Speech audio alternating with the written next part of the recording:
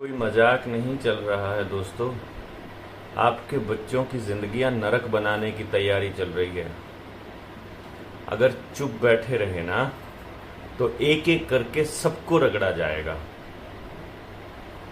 ये वीडियो केवल ये बताने के लिए है कि इस वक्त आपके हरियाणा के अंदर खेड़ी जालब में तहसील के बाहर किसानों ने धरना लगा दिया परमानेंट। और कल 21 तारीख को अड़ेवा के अंदर किसान बैठेंगे तहसील के बाहर। मकसद क्या है?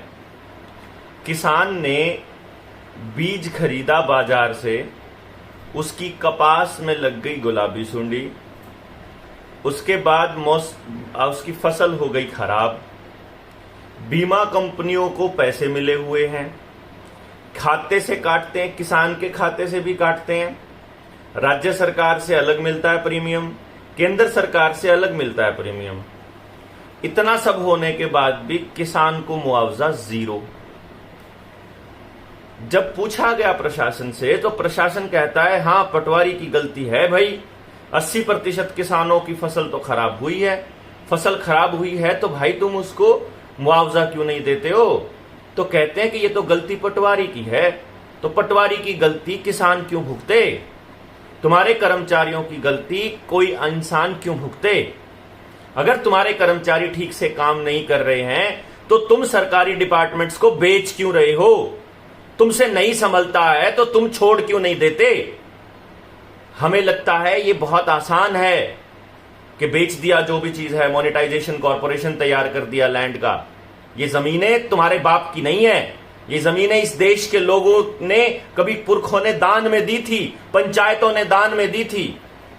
आपको वो पता होगा ना, उड़ीसा वाला स्टील प्लांट, अरे 4 लाख करोड़ की प्रॉपर्टी को 14 लाख करोड़ में बेच रहे हैं।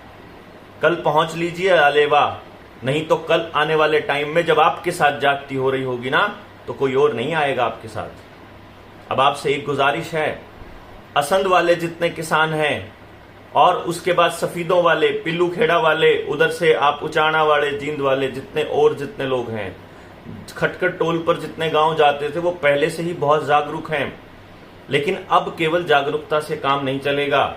आपको अपने बच्चों को मैदान में उतारना पड़ेगा। युवाओं को जो आज मोबाइल की जेल में कैद हैं उनको आजाद कीजिए और उनको तैयार कीजिए कि आने वाले दौर में अगली पीढ़ियों की आजादी की लड़ाई लड़ें।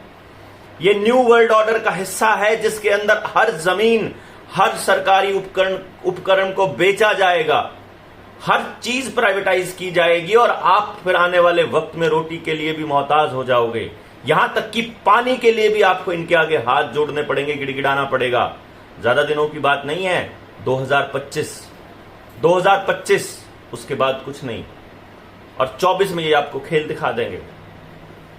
आपके लिए मैं एक चीज बता देता हूं कि भैया बहुत बड़ा गेम आपकी चारों तरफ रचा जा रहा है, चक्रव्यूह रचा जा रहा है। उससे बचने का एकमात्र रास्ता है आपका सड़क पे उतरना।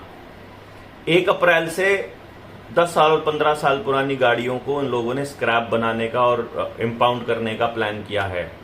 यकीन मानिए सब कुछ बर्बाद होगा अगर आपने दिल्ली वाले और गुड़गांव वालों के साथ नहीं दिया तो। अगर आप उनके साथ जाकर आज खड़े नहीं हुए तो कल आपके घरों से निकाल कर लोहा ले जाएंगे ये लोग। आपके घर की धातु, आपका पैसा, आपकी प्रॉपर्टी सब कुछ छीनने वाली है और आप अभी भी चुप हैं। नौकरी वाले बड़े खुश हैं कि उनकी नौकरियां बची हुई हैं, ज्यादा दिनों तक नहीं बची रहेंगी।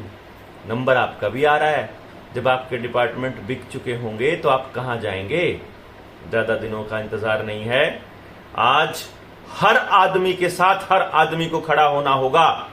इसके अलावा कोई रास्ता नहीं अगली पीढ़ियों को रास्ता दिखाने का। और इसको केवल ये मत समझिए कि हम किसी का विरोध करने की बात कर रहे हैं। लाला जी ने 2000 का चालान काटा तो पंजाब गिफ्ट में दे दिया है न्यू वर्ल्ड ऑर्डर वालों ने। घर घर में एलोपैथी की दुकानें खोलेगा ये, जिस तरह से दिल्ली के अंदर खोला है मोहल्ला क्लिनिक। एलोपैथी ड्रग माफिया का बहुत बड़ा एजेंट बन करके आपको जिंदगी भर के लिए इनके ऊपर डिपेंडेंट बनाने वाला है ये। क्लाइमेट लॉकडाउन का नाम हो, गाड़ियों को स्क्रैप करने का नाम हो, पोल्यूशन के नाम पर बकवास करते हैं। एक एक चीज के ऊपर पूरी तरह से आपको वीडियोस भी मिलेंगी लेकिन फिलहाल के लिए मुद्दा केवल इतना है कि कल 21 तारीख है। अलेवा के किसान अलेवा की तहसील के बाहर धरना देने वाले हैं। हो सकता है कि वो ताला जड़ दें अगर एक दिन के अंदर सरकार ने निर्णय नहीं लिया तो। सरकार का ये हाल हो रखा है कि भाई जूत भी खावेगी गंठे भी।